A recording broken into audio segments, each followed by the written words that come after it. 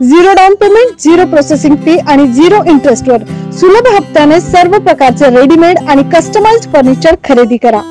आपल्या घरांना गेल्या 40 वर्षांपासून सजवणारे एकविरा फर्निचर आपल्यासाठी घेऊन आले आहेत आजपर्यंतची सर्वात भव्य एक्सचेंज आणि फायनान्स ऑफर। सागवान, प्लायवूड, मेटल फर्निचरचे असंख्य पर्याय उपलब्ध असलेले नाशिक मधील सर्वात भव्य फर्निचर शोरूम एकविरा फर्निचर। आमच्या शाखा लेखानगर, त्रिमूर्ती चौक आणि म्हसरूळ। संपर्क 8975456223 किंवा 9373902900। एकमेकांबद्दल संशय तयार होतात, ती तिकडे नक्की गेली असेल का, कोणाबरोबर बोलत असेल, चॅट कोणाबरोबर करत असेल, मोबाईलवर कोणाबरोबर बोलत असेल, सर्फिंग काय करते आहे, यूट्यूबवर काय सर्च मारते आहे, अशा टाईपचे संशय तयार होत असतानाच घटस्फोटाची इथेच खरं बी रोवलं जातं असं म्हटलं तरी वावगं ठरणार नाही। नमस्कार, मी मिसेस ज्योती लांडगे, डायरेक्टर जनशिक्षण संस्थान, मिनिस्ट्री ऑफ स्किल डेव्हलपमेंट आणि मराठा विद्याप्रसारक समाजाचं हे एक युनिट आहे। तिथे आम्ही वाड्या वस्त्यांवर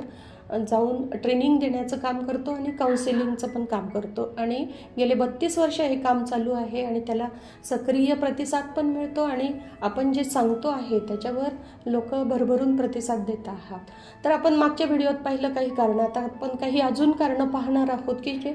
आपण आत्तापर्यंत बोललो नाही। तर एक महत्त्वाचं अजून एक कारण समोर आत्ता यायला लागलेलं आहे की मूलबाळ न होणं। तर 2-3 वर्ष झाल्यानंतर घरातले सगळे नातेवाईक मुलाच्या अपेक्षेने बघत असतात की मूलबाळ होईल आणि समजा 2-3 वर्ष ती मुलगीच त्या घरामध्ये कम्फर्टेबल नसते, त्या मुलीचाच अजून विश्वास तयार झालेला नसतो, त्याच्यामुळे कन्सीव्ह होण्याचं प्रमाण पण कमी होत जातं आणि म्हणून असं ज्या वेळेला लक्षात येतं त्यावेळेला मुलाकडून काही गोष्टी, मुलांच्या घरातून काही गोष्टी केल्या जातात, जसं हॅरेसमेंट होतं, बाकीच्यांच्या उदाहरणं दिले जातात की तिला बघा, तिला 2 मुलं झालेत, आता तुला अजून एकही मूल होत नाही, मूलबाळ होत नाही म्हणजे तुझ्यात दोष आहे, तुम्ही लपवून ठेवलेला आहे लग्नाच्या वेळेला। पण जर सारासार विवेक बुद्धीने विचार केला तर लग्नाच्या वेळेला तिच्या आईवडिलांना पण काय माहिती असणार आहे की मुलीमध्ये दोष आहे की मुलामध्ये दोष आहे, आपल्याला कुणालाही सांगता येत नाही ते। पण हे विचार न करता सुद्धा त्या मुलीला दोष दिला जातो। नंतर आत्ता एका मुलीने तर सांगितलं की तो मुलगा म्हणतो आहे की तुझ्यामध्ये आता आपल्याला ट्रीटमेंट सुरू करायची आहे बाळ होण्यासाठी, तर त्याचा ट्रीटमेंटचा खर्च सुद्धा तुझ्या आईवडिलांनी अर्धा दिला पाहिजे आणि त्या मुलीच्या आईवडिलांची तेवढी ऐपत नाहीये, लग्न कसं तरी करून दिलेलं आहे त्यांनी, खर्च तो अजून, त्यांचं कर्ज अजून फिटलेलं नाहीये आणि तरी सुद्धा मुलीकडून पुन्हा तिच्या घरच्यांकडून अपेक्षा केली जाते। त्यामुळे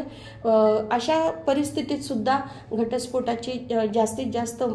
मागणी मुली करत असतात। पण त्यावेळेला तिच्याकडे जर समजा काही पैशाचे सोर्सेस असतील तर त्यावेळेला ती तसा डिसिजन घेऊ शकते, पण जर सोर्सेस नसतील तर मात्र तिला हा घटस्फोटाचा निर्णय घेताना फार अडचणीचं होतं आणि म्हणून ती सगळे उपाय शोधत असते आणि त्यावेळेला ती माहेरी येऊन बसते।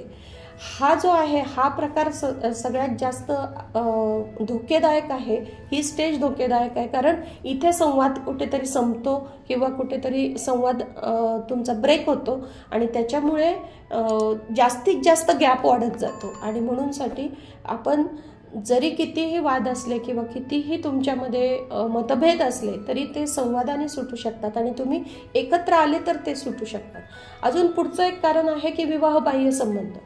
म्हणजे हे दोन्हीकडून आहेत, म्हणजे महिलांना वाटतं की पुरुषाचं बाहेर कुठेतरी काहीतरी आहे, असं काही नाही की मुलींच्या बाबतीतच संशय घेतला जातो, तर नवऱ्याच्या बाबतीत सुद्धा बऱ्याचशा महिला संशय घेत असतात। म्हणजे नवरा ऑफिसमधून आल्यानंतर त्याचा मोबाईल सर्फ करणं, त्याच्या किती मैत्रिणी आहे, तो काय काय बोलतोय, त्याचे चॅट चेक करणं, असे सुद्धा प्रकार समोर येत आहेत आणि त्याच्यामुळे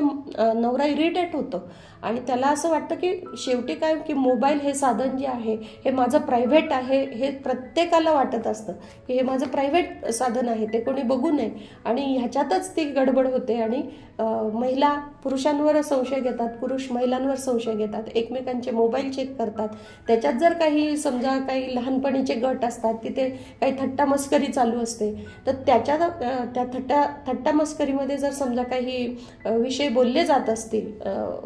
फ्रीडमचे, तर त्यावेळेला सुद्धा दोघांकडून सुद्धा आक्षेप घेण्याची शक्यता असते आणि अशा वेळेला सुद्धा एका छोट्याशा वाक्यावरून सुद्धा किंवा छोटे काही व्हिडिओ शेअर केलेले असतात की जे नवऱ्याला आवडत नाही की अशा टाईपचे लोक तुझे मित्र आहेत का, अशा सारखे प्रश्न तिला विचारले जातात, त्यावेळेला सुद्धा डिवोर्सचं प्रमाण हे वाढत असतं.